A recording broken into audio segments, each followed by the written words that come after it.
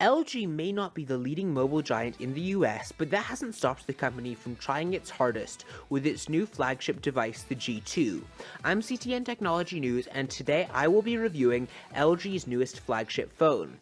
Now, dropping the Optimus moniker to shake off a mass-market image, LG hopes to elevate the handset to a more premium plane somewhere beyond its predecessor. The company may have stumbled a bit while hyping it up, but when it comes to the G2 itself, it's a definite heavyweight contender. Not only is it the first globally available device to boast Qualcomm's lightning-quick Snapdragon 800 processor, but the G2 is also equipped with an expansive 1080p display and a 13-megapixel camera. As if that weren't enough, LG also moved the handset's main hardware buttons to its backside, claiming it as a more ergonomic setup. But perhaps the G2's most appealing characteristic, the one feature that will surely play a large role in either its popularity or unpopularity in the US, is the fact that it's available on all four major carriers: AT&T, Verizon, T-Mobile, and Sprint. Of course, until I know its final pricing, I'll hold off on putting a buying recommendation, but for now let's just say that with its great specs, LG's G2 is definitely worth a look. Now, the LG G2, as far as design goes, it is glossy, smooth, and thin. The device measures 5.45 inches tall, 2.79 inches wide, and 0.35 inches thick. Now, personally, I think that this is a gorgeous looking phone, maybe not quite as gorgeous as some of the other top Android handsets out there, but it's definitely going to be an eye catcher when it comes out.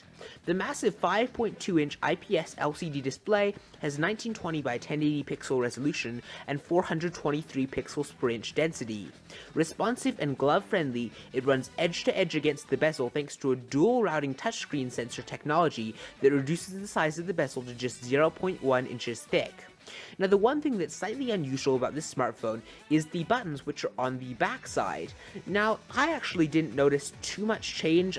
It was pretty comfortable holding the device in my hands, even when the buttons were on the back, but it will be a little bit of a game changer considering that all other smartphones have buttons on the side. Now, as far as software and features, LG G2 runs Android 4.2.2, which means you'll get your standard stock of Google apps including Gmail, Chrome, and Maps, and YouTube.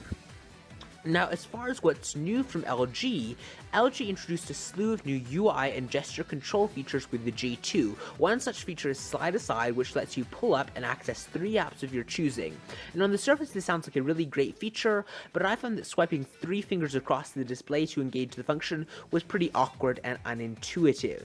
The device's Answer Me function automatically lowered the ringing volume of an incoming call if it senses the handset is being picked up, and it will also answer the call when you hold the phone against your face, and this feature actually does work really well. As far as camera and video, the LG's G2's camera is decent, and I'm not going to say too much about it.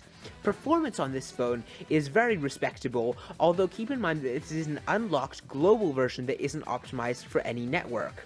But call quality was smooth, and neither side experienced distortion or any other weird things like that.